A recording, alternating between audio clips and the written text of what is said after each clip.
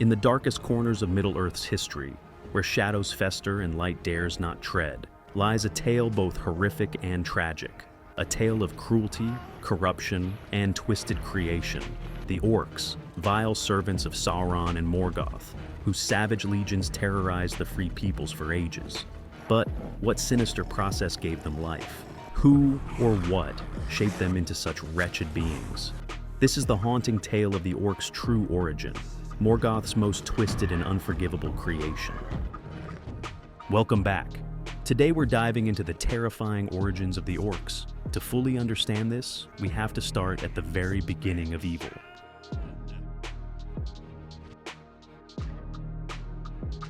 Before Sauron, there was Morgoth, once known as Melkor, the mightiest of the Ainur.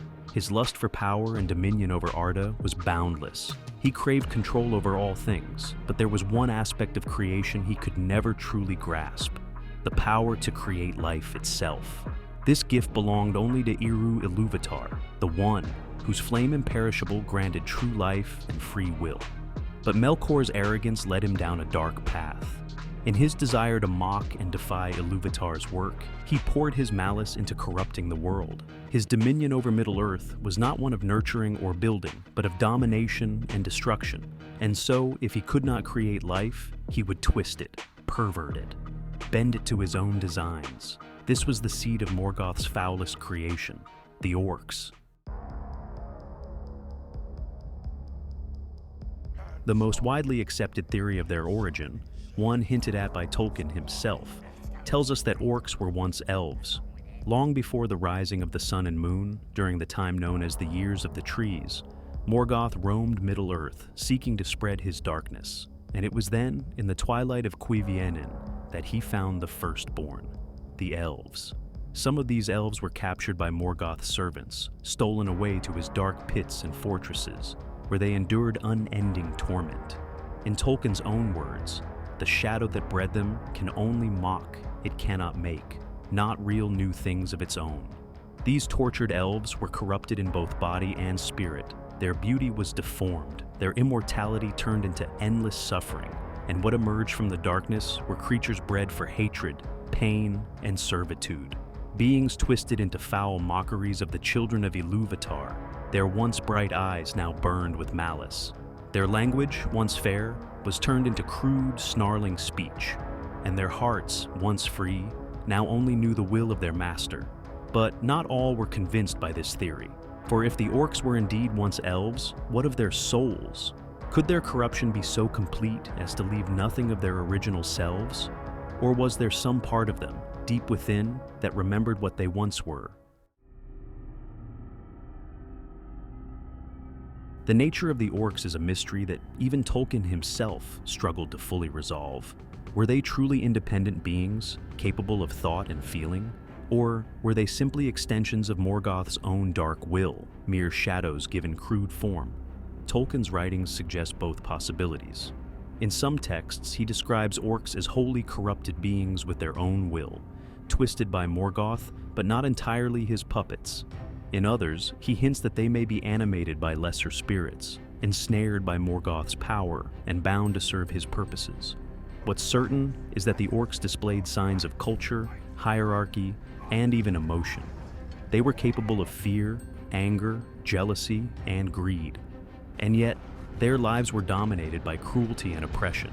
Even after Morgoth's defeat, their nature did not change, for Sauron took them under his dominion and bent them to his will. But their true origin remained uncertain. Could it be that Morgoth created the orcs from a mixture of beings, elves, men, and even beasts twisted into the horrifying soldiers of darkness? Or was their existence something far more sinister, a mockery of free will itself? Before we continue with the video, I want to ask for your help. I'm trying to reach 1,000 subscribers by the end of April. I'd really appreciate it if you would subscribe and help me out. Thanks for your time. Let's keep going. After Morgoth's fall, the orcs did not simply disappear. Instead, they found a new master.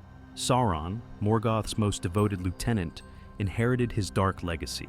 And under Sauron's iron fist, the orcs became an ever-present plague upon Middle-earth. Sauron's mastery over them was near absolute.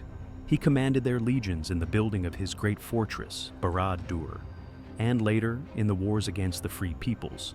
But even Sauron could not fully control their chaotic nature. They bickered and fought among themselves, driven by hatred not only for their enemies but for each other. Despite their cruelty and brutality, orcs displayed signs of individuality. They formed tribes, spoke in various dialects, and even developed primitive forms of art and weapon making. But this spark of life was forever tainted by the darkness of their creation.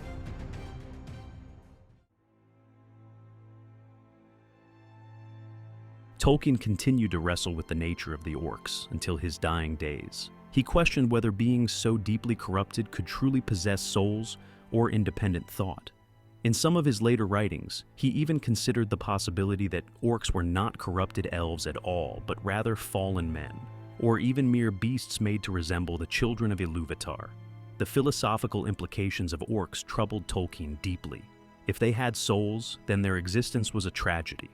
But if they did not, then their cruelty was a mere reflection of the evil that twisted them into existence.